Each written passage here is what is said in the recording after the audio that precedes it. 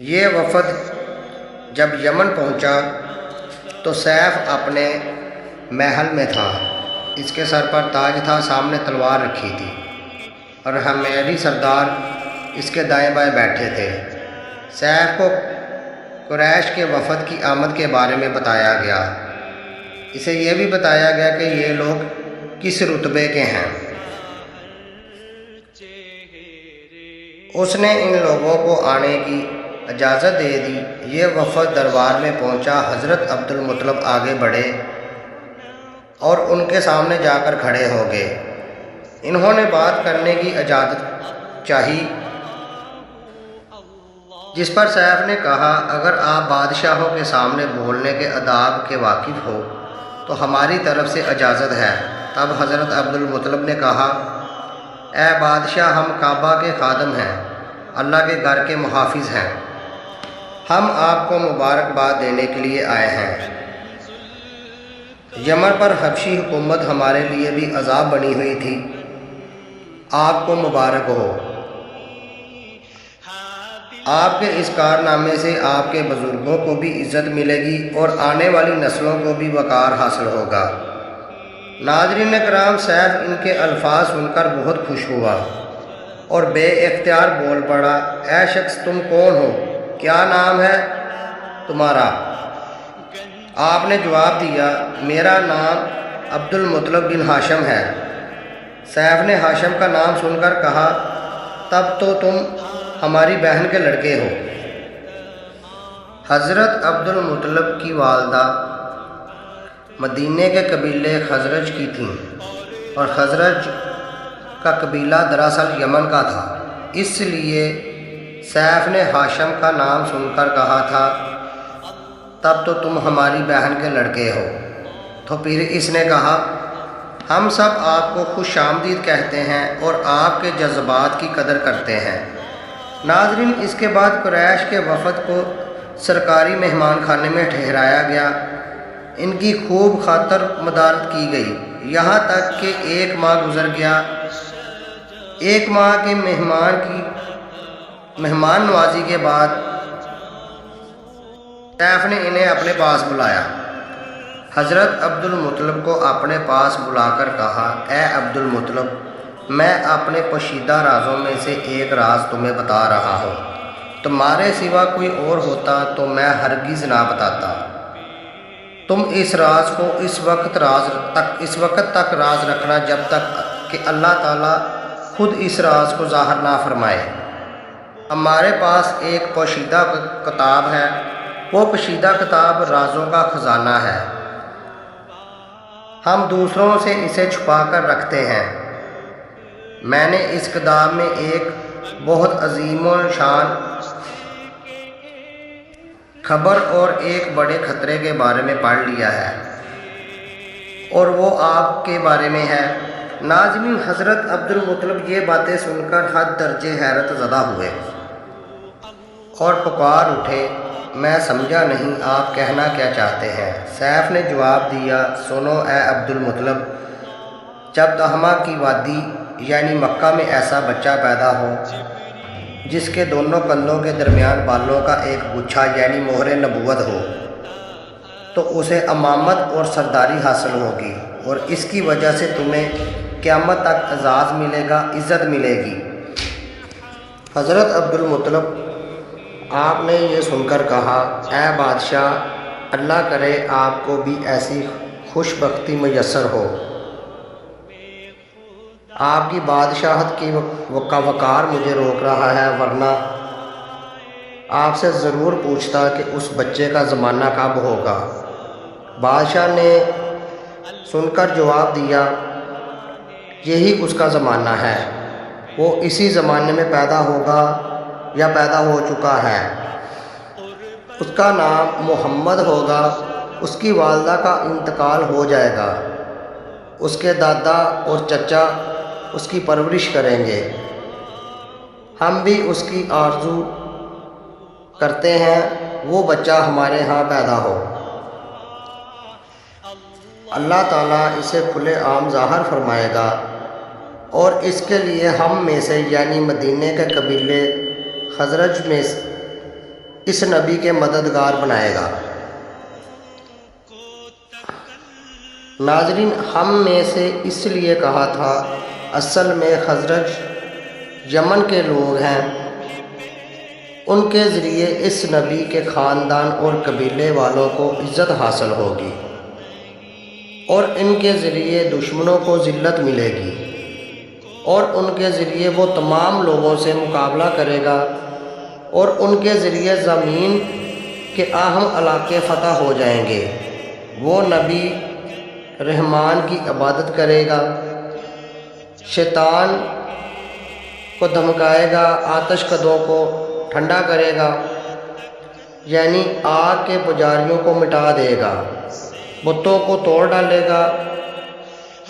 اس کی ہر بات آخری فرمان ہوگا، اس کے احکامات انصاف والے ہوں گے۔ وہ نیک کاموں کا حکم دے گا اور خود بھی اس پر عمل کرے گا، اور برائیوں کو مٹا ڈالے گا۔ حضرت عبد المطلب نے سیف کو دعا دی، پھر کہا کچھ اور تفصیل بیان کریں، بات ڈھکی چھپی ہے اور علامتیں پوشیدہ، مگر اے عبد المطلب، اس میں کوئی شبہ نہیں کہ تم اس کے دادا ہو۔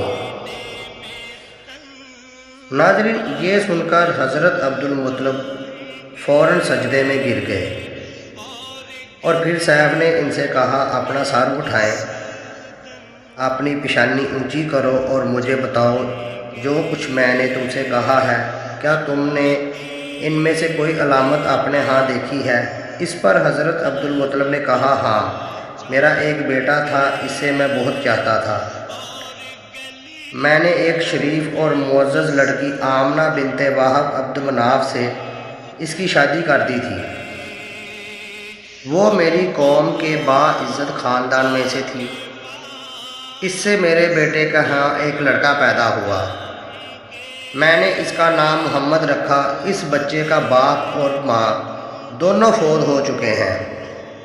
اب میں اور اس کا چچا ابو طالب اس کی دیکھ بھال کرتے ہیں۔ ناظرین، اب سیف نے ان سے کہا، میں نے جو کچھ آپ کو بتایا ہے وہ واقعہ اسی طرح ہے۔ اب تم اپنے پوتے کی حفاظت کرو، اسے یہودیوں سے بچائے رکھو، اس لیے کہ وہ اس کے دشمن ہیں۔ یہ اور بات ہے کہ اللہ تعالیٰ ہرگز ان لوگوں کو ان پر قابو پانے نہیں دے گا۔ اور میں نے جو کچھ آپ کو بتایا ہے اس کا ذکر اپنے قبیلے والوں سے نہ کرنا۔ مجھے ڈر ہے کہ ان باتوں کی وجہ سے ان لوگوں میں حسد اور جلن پیدا نہ ہو جائے۔ یہ لوگ سوچ سکتے ہیں کہ یہ عزت اور بلندی انہیں کیوں ملنے والی ہے۔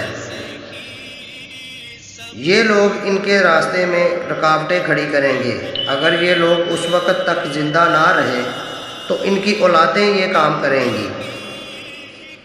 اگر مجھے معلوم نہ ہوتا کہ اس نبی کے ظہور سے پہلے ہی موت مجھے آئے گی تو میں اپنے اونٹوں اور قافلوں کے ساتھ روانہ ہوتا اور ان کی سلطنت کے مرکز یثرب پہنچتا، کیونکہ میں اس کتاب میں یہ پاتا ہوں کہ یثرب شہر ان کی سلطنت کا مرکز ہوگا، ان کی طاقت کا ہر چشمہ ہوگا، ان کی مدد اور نفرت کا ٹھکانہ ہوگا، اور ان کی وفات کی جگہ ہوگی، اور انہیں دفن بھی یہیں کیا جائے گا۔ اور ہماری کتاب پچھلے علوم سے بھری پڑی ہے۔ مجھے پتا ہے میں ابھی ان کی عظمت کا اعلان کروں تو خود ان کے لیے اور میرے لیے خطرات پیدا ہو جائیں گے۔ یہ ڈر نہ ہوتا تو میں ابھی یہ تمام باتیں سب کو بتا دیتا، عربوں کے سامنے ان کے سر بلندی اور رتبے کی داستانیں سنا دیتا، لیکن میں نے یہ راز تمہیں بتایا ہے، تمہارے ساتھیوں میں سے بھی کسی کو نہیں بتایا۔ اس کے بعد حضرت عبد المطلب آپ کے ساتھیوں کو بلایا۔ ان میں سے ہر کسی کو 10 حبشی غلام، 10 حبشی باندیاں اور دھاڑی دار چادریں، بڑی مقدار میں سونا چاندی، 100 اونٹ اور عنبر سے بھرے डब्बे दिए गए। फिर हज़रत अब्दुल मुत्तलिब को इससे 10 गुना ज़्यादा दिया और बोला, साल गुजरने के बाद मेरे पास इनकी खबर लेकर आना और इनके हालात बताना। मगर साल गुजरने से पहले ही उस बादशाह का इंतकाल हो गया। नाज़रीन, हज़रत अब्दुल मुत्तलिब अक्सर इस बादशाह का जिक्र किया करते थे। आपकी उम्र मुबारक इस टाइम 8 साल की हुई तो हज़रत अब्दुल मुत्तलिब इंतकाल फरमा गए। इन्ना लिल्लाहि व इन्ना अलैहि राजिऊन। इसी तरह एक अजीम सरपरस्त का साथ छूट गया। इस वक्त हज़रत अब्दुल मुत्तलिब आपकी उम्र 95 साल थी। तारीख़ की किताबों में इनकी उम्र इससे ज़्यादा लिखी है। जिस वक्त हज़रत अब्दुल मुत्तलिब का इंतकाल हुआ, आप इनकी चारपाई के पास मौजूद थे। आप रोने लगे। हज़रत अब्दुल मुत्तलिब को अजून के मकाम पर इनके दादा कसा के पास दफन किया गया। इंतकाल से पहले इन्होंने नबी करीम सल्लल्लाहु अलैहि वसल्लम को अपने बेटे अबू तालिब के हवाले कर दिया। नाज़रीन किराम, यहाँ हज़रत अब्दुल मुत्तलिब का इंतकाल हो गया। आपके इंतकाल के बाद आपकी परवरिश आपके चचा अबू तालिब ने की। अब हज़रत अबू तालिब आपके निगरान हुए। इन्हें भी आपसे बहुत ज़्यादा मोहब्बत हो गई। इनके भाई अब्बास और ज़ुबैर भी आपका बहुत ख्याल रखते थे। फिर ज़ुबैर भी इंतकाल फरमा गए तो आपकी निगरानी आपके चचा अबू तालिब ही करते रहे। इनको भी नबी करीम सल्लल्लाहु अलैहि वसल्लम से बहुत प्यार था। जब इन्होंने आपकी बरक़ात और मौजज़े देखे तो इनकी मोहब्बत में और इजाफ़ा हो गया। ये माली एतबार से कमज़ोर थे। 2 वक़्त का पेट भर के खाना नहीं मिलता था, लेकिन जब नबी करीम सल्लल्लाहु अलैहि वसल्लम इनके साथ खाना खाने बैठते तो थोड़ा सा खाना भी इन सब के लिए बहुत ज़्यादा हो जाता। सब के पेट भर जाते। इसलिए जब दोपहर या रात के खाने का वक़्त होता और सब दस्तरख्वां पर बैठते तो हज़रत अबू तालिब कहते, अभी खाना शुरू ना करो, मेरा बेटा आ जाए फिर शुरू करना। फिर आप तशरीफ़ ले आते और इनके साथ बैठ जाते। आपकी बरकत इस कदर होती कि सबके सैर होने के बाद भी खाना बच जाता। अगर दूध होता तो पहले नबी करीम सल्लल्लाहु अलैहि वसल्लम को दिया जाता। फिर हज़रत अबू तालिब के बेटे पीते, यहाँ तक कि एक ही प्याले से सबके सब दूध पी लेते। खूब सैर हो जाते और दूध फिर भी बच जाता। नाज़रीन, हज़रत अबू तालिब के लिए एक तकिया रखा जाता था। नबी करीम सल्लल्लाहु अलैहि वसल्लम आते और सीधा उस तकिए के साथ टेक लगाते। ये देखकर हज़रत अबू तालिब कहते, मेरे बेटे को अपने बुलंद मर्तबे का एहसास है। एक बार मक्का में कहत पड़ रहा था, बारिश बिल्कुल ना हुई।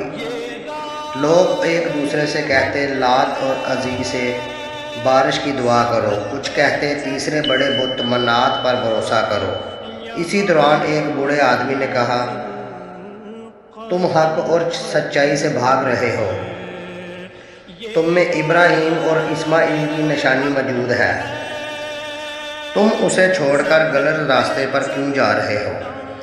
इस पर लोगों ने इनसे कहा, क्या आपकी मुराद अबू तालिब से है? इसने जवाब दिया, हाँ, मैं यही कहना चाहता हूँ। अब सब लोग हज़रत अबू तालिब के घर की तरफ चले। वहाँ पहुँचकर इन्होंने दरवाज़े पर दस्तक दी।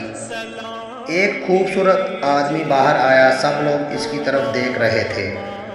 आगे बढ़कर बोले, ए अबू तालिब, वादी में कहत पड़ा है, बच्चे भूखे मर रहे हैं, इसलिए आओ और हमारे लिए बारिश की दुआ करो। चनाचा हज़रत अबू तालिब बाहर आए और इनके साथ नबी करीम सल्लल्लाहु अलैहि वसल्लम भी थे। आप ऐसे लग रहे थे जैसे اندھیرے میں سورج نکل آیا ہو۔ حضرت ابو طالب کے ساتھ اور بھی بچے تھے، لیکن انہوں نے صرف آپ کا ہاتھ پکڑا ہوا تھا۔ اس کے بعد حضرت ابو طالب نے آپ کی انگلی پکڑ کر کعبے کا طواف کیا۔ یہ لوگ طواف کر رہے تھے اور دوسرے لوگ آسمان کی طرف نظر اٹھا اٹھا کر دیکھ رہے تھے، جہاں بادل کا ایک بھی ٹکڑا نہیں تھا۔ لیکن پھر اچانک ہر طرف سے بادل گڑ گڑ کر کے آنے لگے۔ اس قدر بارش ہوئی کہ شہر اور جنگل سیراب ہو گئے۔ حضرت ابو طالب ایک بار ذی الحجاز کے میلے میں گئے۔ یہ جگہ عرفات سے 8 کلومیٹر دور ہے۔ ان کے ساتھ رسول کریم صلی اللہ علیہ وآلہ وسلم موجود تھے۔ ایسے میں حضرت ابو طالب کو پیاس محسوس ہوئی۔ انہوں نے آپ سے کہا، بھتیجے مجھے پیاس لگی ہوئی ہے۔ یہ بات انہوں نے اس لیے نہیں کہی تھی کہ آپ صلی اللہ علیہ وآلہ وسلم کے پاس پانی تھا، بلکہ اپنی بے چینی ظاہر کرنے کے لیے کہی تھی۔ چچا کی بات سن کر آپ فوراً سواری سے اتر آئے اور بولے، چچا جان آپ کو پیاس لگی ہے؟ انہوں نے فرمایا، ہاں بھتیجے پیاس لگی ہے۔ یہ سنتے ہی آپ نے ایک پتھر پر اپنا پاؤں مبارک مارا۔ تو ناظرین، امید کرتا ہوں کہ یہ ویڈیو آپ کو پسند آئی ہوگی۔ یہ 2 پارٹ میں یہ ایک ہی واقعہ ہے۔ آپ سے درخواست ہے کہ میرے اس چینل نور المدینہ کو لائک اور سبسکرائب ضرور کریں اور اس ویڈیو کو آگے ضرور شیئر کریں۔ اگر آپ فیس بک پہ دیکھ رہے ہیں تو اس چینل کو فالو ضرور کریں۔